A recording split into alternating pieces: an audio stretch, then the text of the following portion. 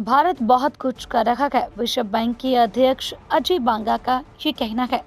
दरअसल विश्व बैंक के अध्यक्ष अजय बांगा का मानना है कि भारत ऐसे कई काम कर रहा है जो उसे वैश्विक मंदी के समय में आगे रहने में मदद कर रही है।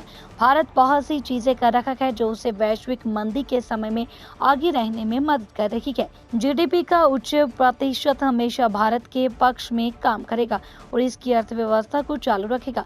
अजय बांगा ने 19 जुलाई को कहा है, We're actually fighting many crises. Let's all make sure we're using the money we already have in the best possible way. Where you're standing right now, this entire skilling idea emerged from a World Bank conversation with the Prime Minister very early in his first tenure. India is doing a lot of things which has allowed it to stay ahead. Most countries would be very happy with the 7% growth rate in this environment. India's exposure is cushioned by the relatively higher percentage of the economy that comes from domestic consumption. Money that is to go into the system for renewable energy across the world alone is in $1 trillion a year.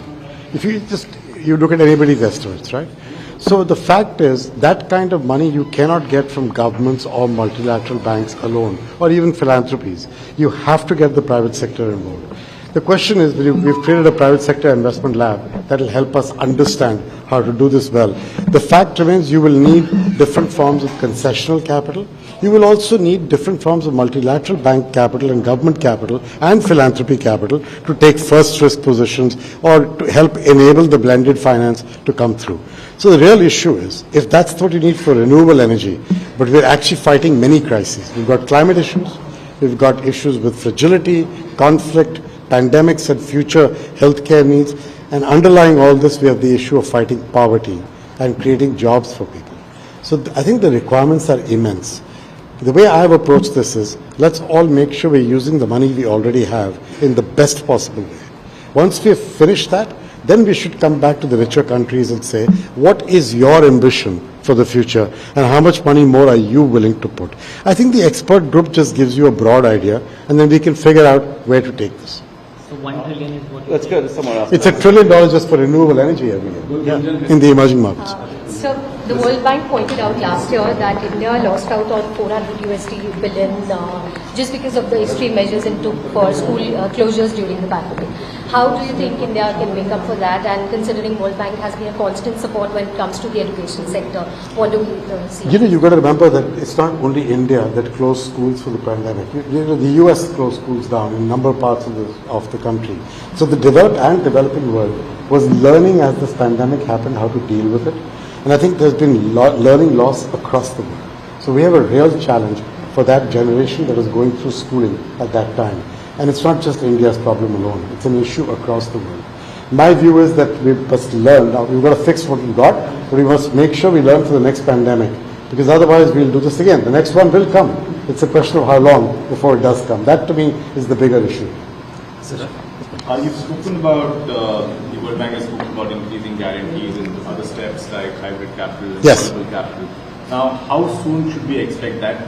That's the first part of my question.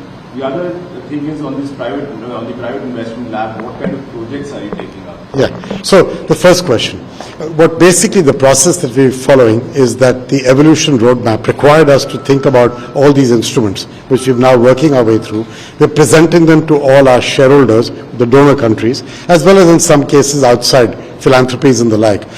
The October is when the annual meetings of the World Bank and IMF are being held in Morocco. I think that's the time when you should see commitments from donor countries coming in. The US has already indicated clearly, Secretary Yellen made a very clear statement, as you probably heard, that they were going to commit to some. Others have to commit. So I think you'll probably see the results of that after that. The first part of the capital expansion is taking our loan to equity ratio down from 20 to 19. That doesn't require any additional money to come in. It's our own to handle and manage. The way this works is for every $1 billion that comes in, we can increase our capacity to lend over a decade by between 5 and 7 billion, depending on the repayment pattern. So it has a very nice multiplier effect that I'm quite keen to make use of. But the other side of this is you have to have bankable projects. You've got to go to countries where people are trying to set up development ideas, and you have to make sure that good quality projects are ready and available. And one of the things the bank can do, in fact, when you go travel in countries, including in India, it's not only our money. It is, of course, the stamp of good housekeeping kind of thing, but more importantly, it's our knowledge, it's our convening power, it's our ability to help inform regulatory policies, to help inform these kinds of things.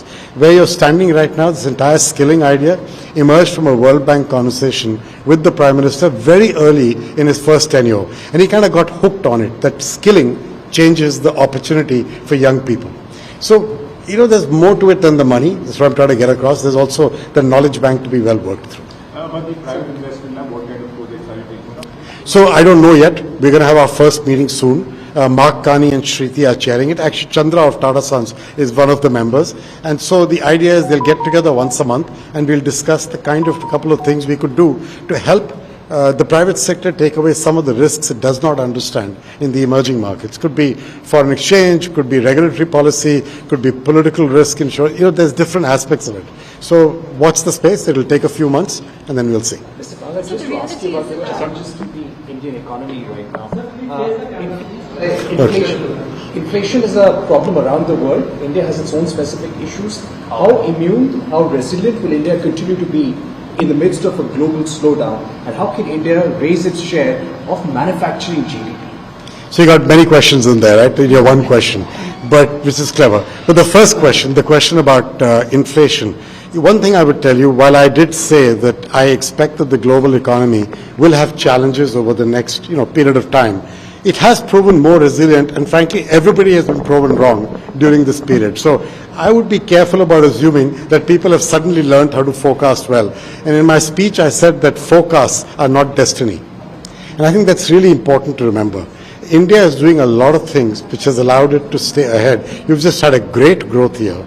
And most countries would be very happy with the 7% growth rate in this environment. So I'm a little more optimistic about where this could go.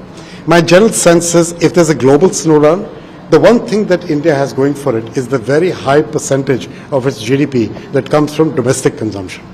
Your exposure to the typical impact of global slowdowns caused by trade slowing down, caused by trade in goods as well as services slowing down, India's exposure is cushioned by the relatively higher percentage of the economy that comes from domestic consumption, which is very helpful at a time like this.